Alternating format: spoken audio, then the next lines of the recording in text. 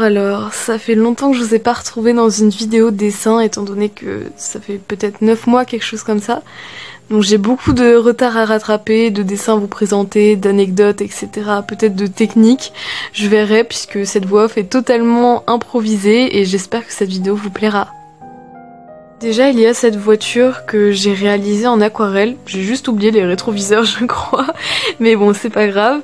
Et j'ai beaucoup aimé la faire puisque l'aquarelle c'est vraiment une technique super agréable à travailler et puis le résultat quand on arrive à faire quelque chose qui nous plaît est quand même toujours très délicat et léger. Même si là j'ai aussi utilisé des crayons de couleur puisque pour plus de précision souvent j'aime bien allier plusieurs techniques avec l'aquarelle. Il en est de même pour cet œil, je l'ai aussi réalisé principalement en aquarelle, ce qui a donné le côté très léger aussi de la peau par exemple. Et je suis assez fière de lui, je dirais, surtout que je me suis inspirée d'une photo, et même si ça fait plusieurs vidéos que je vous dis que j'essaye de plus en plus de m'inspirer de photos et non de dessins déjà réalité, j'ai quand même encore un peu de mal, mais bon, je m'améliore. Nous avons ensuite ces gousses d'ail que j'ai réalisées uniquement en crayon de couleur étant donné que j'étais en vacances.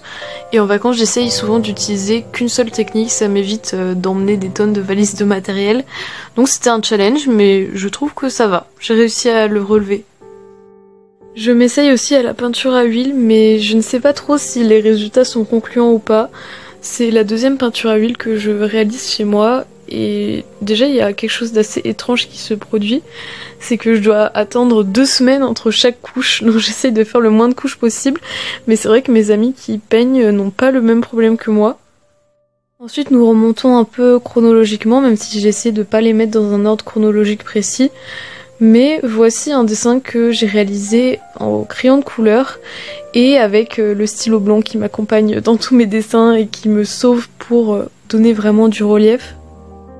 Le prochain dessin m'a sorti quelque peu de ma zone de confort étant donné que je l'ai réalisé quand je vivais en montagne et comme le village où j'étais était à 1 heure de marche de ma voiture, et bien je me suis dit qu'il fallait pas que j'emmène énormément de matériel, donc j'ai juste emmené quelques stylos noirs et je me suis demandé ce que j'allais dessiner.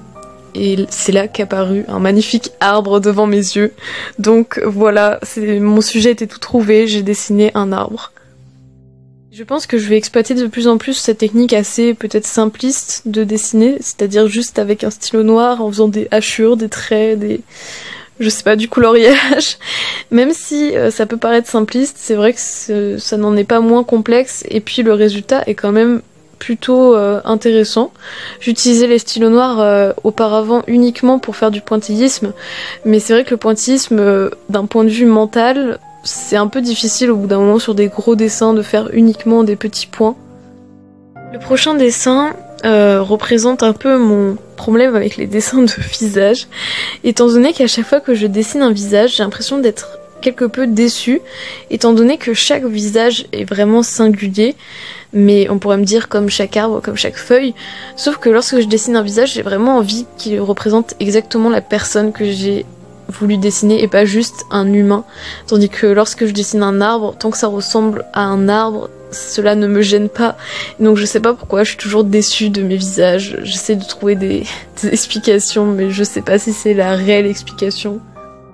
Le dessin de Ou a toute une histoire derrière lui étant donné que j'avais voulu créer des cartes de Noël et au final j'ai réussi à créer des cartes de Noël sauf que j'ai pas réussi par rapport à diverses problématiques de les redistribuer, de créer vraiment ma boutique en ligne, mais je ne baisse pas les bras et j'ai prévu un autre projet de micro-entreprise pour bientôt, donc j'espère que cette fois-ci ça se concrétisera et je pourrai vous en parler sur YouTube d'ailleurs. Alors cet œil, au début je savais pas trop si je devais l'aimer ou pas, puisque par exemple le sourcil je le trouvais pas très naturel, les couleurs non plus, mais après je me suis dit que les couleurs j'aimais bien quand même, parfois saturer un peu plus que la réalité, je trouvais que ça donnait vraiment un style, et puis l'iris je le trouve assez réussi, voilà j'essaie de critiquer mes propres dessins, trouver les points positifs, négatifs.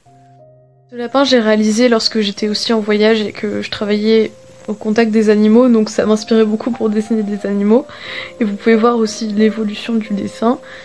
Et là aussi j'avais amené que des crayons de couleur, donc je m'entraînais uniquement avec des crayons de couleur, ce qui peut être assez intéressant. Dans le prochain dessin, j'ai aussi utilisé mon combo favori, c'est-à-dire feutre à alcool et crayon de couleur, même si maintenant aquarelle, crayon de couleur commence légèrement à détrôner feutre à alcool, crayon de couleur. Mais bon, avec des bons feutres à alcool, clairement il n'y a pas photo. C'est super bien pour uniformiser les fonds, pour après utiliser des crayons de couleur. En plus les crayons de couleur, ils glissent sur le feutre à alcool, c'est vraiment un plaisir à travailler.